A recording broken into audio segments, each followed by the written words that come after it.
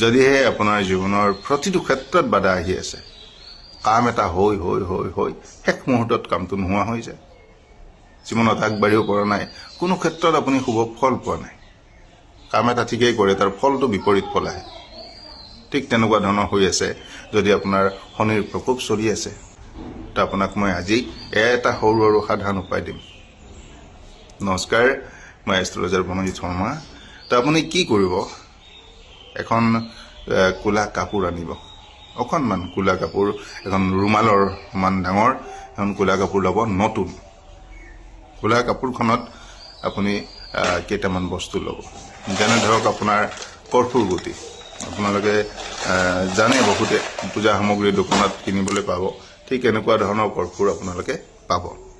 তো কৰ্পূৰ গুটি আপোনালোকে ল'ব, তাত এটুকুৰ হালধি ল'ব, হালধি এটুকুৰ, আৰু কেইটামান তিল, কোলা তিল, কৰ্পূৰ গুটি কেইটামান আৰু এটুকুৰ হালধি, এইখিনি কোলা কাপোৰখনত বান্ধিব, কোলা সূতাৰে মেৰিয়াই আপুনি শনিবাৰ এটাত গৈ যিকোনো আহঁত গছৰ গুৰিত এইটো অৰ্পণ কৰি থৈ আহিব। অৰ্পণ মানে তলত থৈ গুচি আহিব, আৰু এইটো কাম কৰিব সন্ধিয়াৰ পিছত, এন্ধাৰ লগাৰ পিছত যিকোনো সময়ত কৰিব, নিশ্চয় শুভ ফল লাভ কৰিব। ধন্যবাদ।